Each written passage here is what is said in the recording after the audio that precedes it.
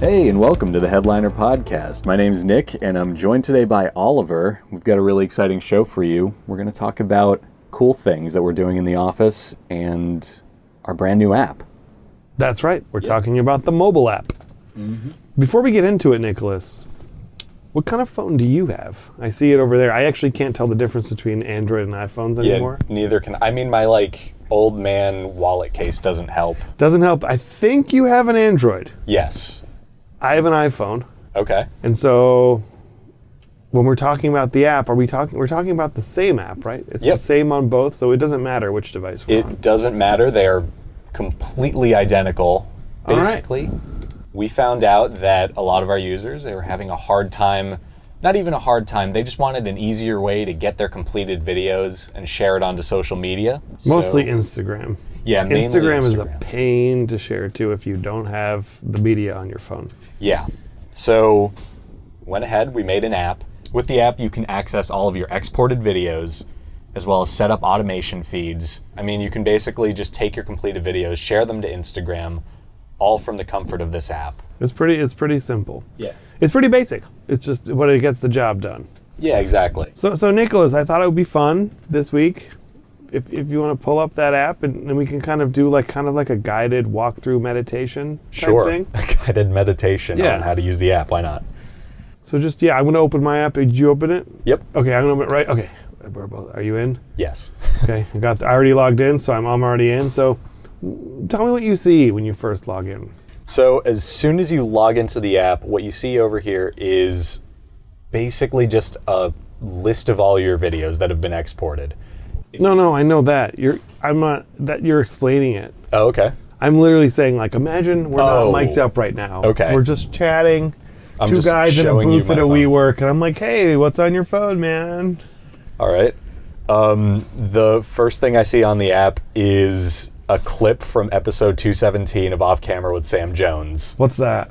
That's like my podcast of choice. It's a show where actors hang out and they just talk about acting and all that nerdy stuff. Is it nerdy? It's pretty nerdy. I thought about this the other day, actually. I was listening to I think I thought about this a few times, but you think of actors as being so cool and tough. Yeah. But then there's also this other narrative in the media of the nerdy drama kids. Mm-hmm. That's true, yeah. But it's wait a minute, it's all the same people. You know what I mean? Yeah, it's literally just I'm on Kimmel, so I'm going to sound really cool and interesting. Versus an hour later, they're just on their phone, probably listening to some other actor talk about their life. I don't know. I think actors are just kind of geeky in general. Yeah, I say that as a former theater kid, though, so I saw people geeking out about acting. Yeah, I mean, I was only involved in musical theater. Okay. In high school. Yeah. I really like it, but it was I'm not a good singer, so that kind of limited me with my options. But yep, been there. That kind of specific niche is its own. It's like the cross section of music and acting. Yeah. So you can imagine it gets. Yeah, I mean, in my experience, all the people I ever did anything with, if you go to the movies with them, people just actively hate going to the movies with theater people. I think that's genuinely the rule, because especially with me, they'll be watching a movie, and when you're watching a movie, you're just watching it. Maybe you're talking to a buddy during it, but every theater person I've ever gone to the movies with is dissecting it live. You wouldn't be that surprised if one of them pulled out a pocket notebook and started jotting down things they noticed, and I'm okay, well, I'm just trying to watch Star Wars. Right. That's my brother. He has a PhD in ethnomusicology. So if you listen to the right type of music, he'll be like, "Do you hear the polyrhythms?" And I'm like, It's a very me thing to say. Yeah. And I'm like, "I guess so. I don't know." And he's like, "Oh, you're a doctorate in this." But yeah, I think there's a enjoying versus how people enjoy. Yeah. Yeah. If you're really into something, it becomes hard to enjoy it. No, exactly. One of my friends can't watch American Idol or any music show because if she tries to watch those shows, she's going to start rearranging in her head what she's hearing. Oh, really? Yeah, she'll be like, "Oh, this should be a bit slower. This should be in a different key." And I'm like, "No, stop. We're just trying to watch this." They're a little pitchy at the verse. The second verse, they were a little pitchy. Ooh, they didn't need to put some vibrato there. It's okay, well, please stop. Yeah. I don't know. It's all. Yeah, but anyhow, so you see a video from a film podcast. Yeah, exactly. And then if I want to And then what else do you see? You can play it? Yep, you can play it, you can share it. What happens if you click the share button? Well, on Android, because of just the way Android works, it downloads a copy of it to your phone. So that, first off, if you just want a copy of it, it's there forever until you delete it. So I guess not forever. And you also get lists. Do you have a cat? I don't. I'm actually allergic. Me too. Oh, fun. Someone with a cat was in here. Someone just left a cat in here for an hour. Oh my God. It's okay. We're in a very small booth in a WeWork. Yeah. Someone may have sat down here with a cat. We don't know. But okay, we're gonna make it. Yeah, we're gonna truck through it.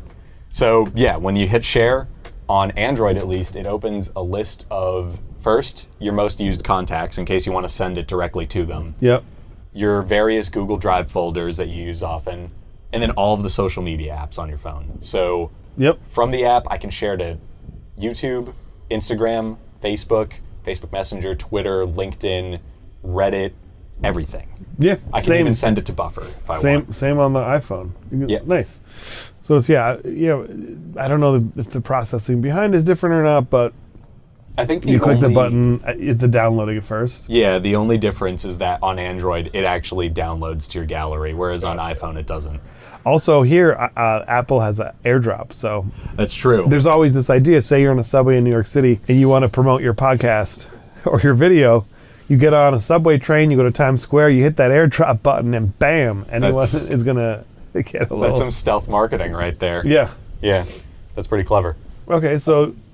no, what were you going to say? Sorry. Oh, no, I was also going to say, you can share all your videos and stuff. There's another page, though, that shows just specifically your automated feed. So is that magic wand on top? Yep, so it's actually the center button on the top of the app. It'll show all the various feeds you have going. You'll be able to delete them if you want to. On top of that, I believe I was mistaken. I thought clicking on it opened your latest clip from it. But yeah, you'll be able to delete that could be coming. Yeah. And on top of that, if you want to create a new feed, you could do it from your phone. You just hit the plus button on it. Oh, on the bottom right over here. Mm-hmm. Okay. You can look up any old podcast. I don't know. First podcast that comes to your mind. 30 for 30? Okay. 30 for 30. You hit search. It'll pull up the podcast. And then you can tell it, hey, I want to receive a 60-second clip every day. Mm-hmm. Or I just want a clip for the latest episode one time only. I want a full episode for it. Whatever video you're looking for. And then you can pick your template and start getting videos for it. So just like on the desktop. Yeah, it's the same as the desktop, just on mobile. Okay, yeah. I get it. I mean, it's pretty simple. I think you get it. I get it. It's in the App Store under, you just search for Headliner Video, I believe. Yep, Headliner Video. It'll come up on the App Store. You'll see that Headliner H in our, blue and purple gradient. Get that Headliner H. That Headliner H, So what do you think? Do you think people are going to use this?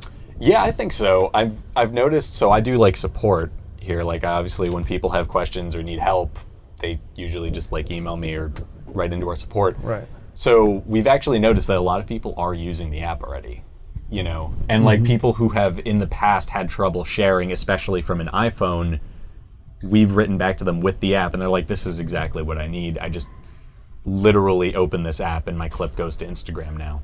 Right. So it's kind of like the perfect solution. Once you finish making your videos on desktop, you open your phone. You don't have to worry about turning on AirDrop. You don't have to remember to Google Drive something to yourself or get an email. It's just the app. So it's easy. Yeah, super easy.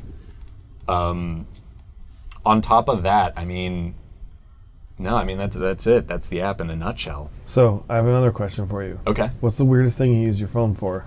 Weirdest thing I use my... it's not that weird. It's just very on brand for me. Yeah. How's that for... I'm treading lightly here. Yeah.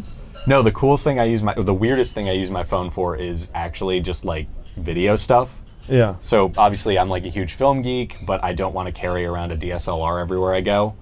But I also don't want to sacrifice customizable video.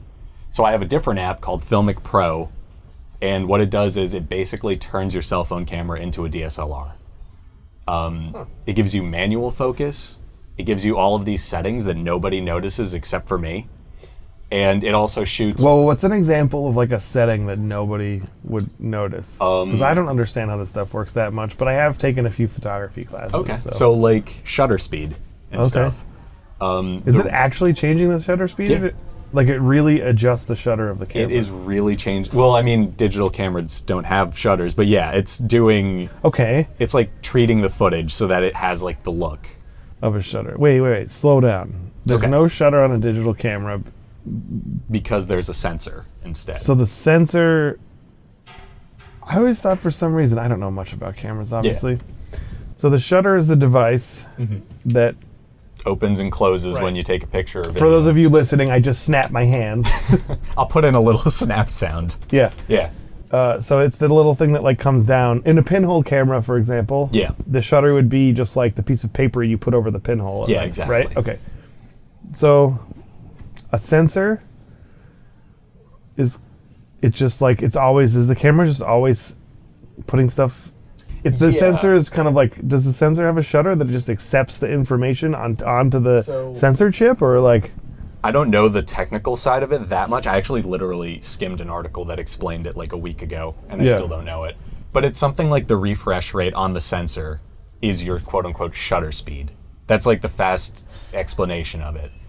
So it allows you to customize that, and the way that changes your footage is if you have a really fast shutter, you won't have motion blur when you're like filming video and someone's moving their hand. Right. That's how they do like slow motion. If you have a really slow shutter, you do get motion blur. And then for people who are really into film, they typically want double their frame rate as their shutter speed.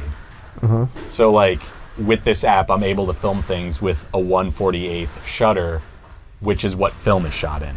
Ah, okay. So then you can do awesome slow-mo from your phone? Yeah, if I want to do slow-mo, I have the ability to. Just all this really like minute stuff that when you put it together makes something look like a movie. Gotcha. It also films footage flat, which is like the rule in filmmaking.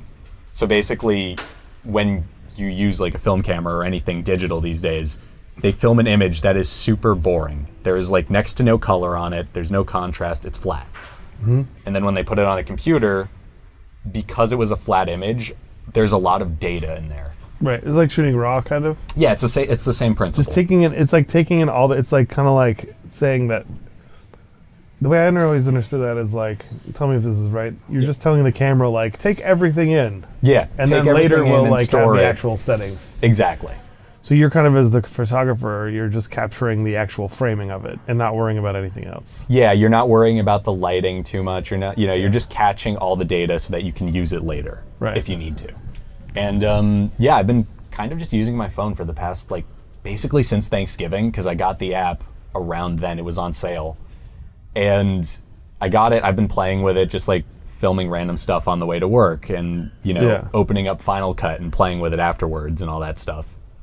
So that's kind of what I've been doing. I'm also like kind of considering playing with Premiere Rush on my phone, which is like a mobile version of Adobe Premiere that you can then over the cloud send to just regular Premiere. So I'm like half considering playing with it just to see how that works. Right. Yeah, we're in this place too, I think, with the mobile app ourselves, where it's like, how much more creative stuff do we add to it? Yeah, exactly. It's like you have to be pretty dedicated to start. Like, I mean, you're talking about like making essentially like a film school grad over here. Yeah. Going in and getting a special app to fine tune everything, and that's like.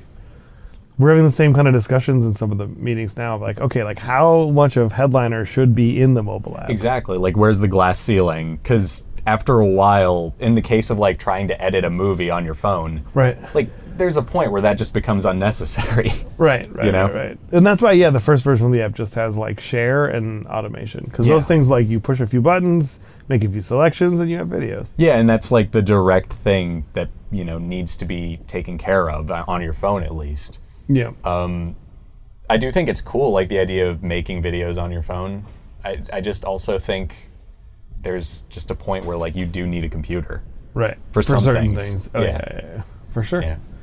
All right, what else? Is there anything else we should talk about this week? Well, I mean, you published a pretty cool Median article. Yeah. this week, didn't you? Yeah. We put an article out for we released this like prototype site called Headliner Flicks, and it's a mashup of the UI of Netflix, but all the videos on it are created on Headliner. So they're all the clips are selected through our automation tool. Mm-hmm. And then most of the clips were just automation videos. Some of them, Bailey made some really cool videos for some of the like featured ones. And yeah, you can just check it out at headlinerflix.com. Yeah. It's like I went really fast trying to get it all out. So now I just picked like whatever podcasts were there. So I have to go back and kind of add in some new podcasts. And then about 70 people have actually emailed in their podcasts to be added. So I have to start adding those in. Cool. I think it could become a pretty big thing. So definitely worth checking out. Yeah. It was really cool. I mean, I saw you working on the site, and then obviously when it came out, I just hopped on it, and it is like actually really cool. I really love the videos that Bailey made for it, especially. Yeah. Yeah. The Dolly Parton one's my favorite. Yeah, the Dolly Parton course. was great. Yeah. And that's basically what we've been up to. Is there anything else you think we should go over? Well, we have the holiday break coming up. That's true. We do have the holidays. So by the time this drops, it'll be holiday time. Yeah. And after that, it'll be 2020, a whole new decade. So much fun. The Roaring 20s. The Roaring 20s all over again. Yep. I'll be sure to like start 2020 on the right foot. I'll read The Great Gatsby. Yep. You know, that's an excellent way topical. to start. Great Gatsby, go to some speakeasies. Yeah, go to a speakeasy. And I think you're supposed to smoke cigarettes with those really long stem things and wear flowers in your hair. Yeah, that's true. Feathers, not feathers. Feathers. Feathers, yeah. I Yeah. think the feather thing, Okay. yeah. There's a lot of cigarettes to be smoked in this. So decade. we'll have another Roaring 20s, except like hopefully this one won't end in the Great Depression. Well, we'll see. Yeah, I mean, but It might that's in start with one. It's 10 years before another one presumably happens to us. Yeah. So 9 years in a couple days. yeah, 9 years in a couple days, right? Yeah. So. But yeah, awesome. Well, until next time. Yep. Until next time, hope you guys enjoyed the podcast, and yeah, bye.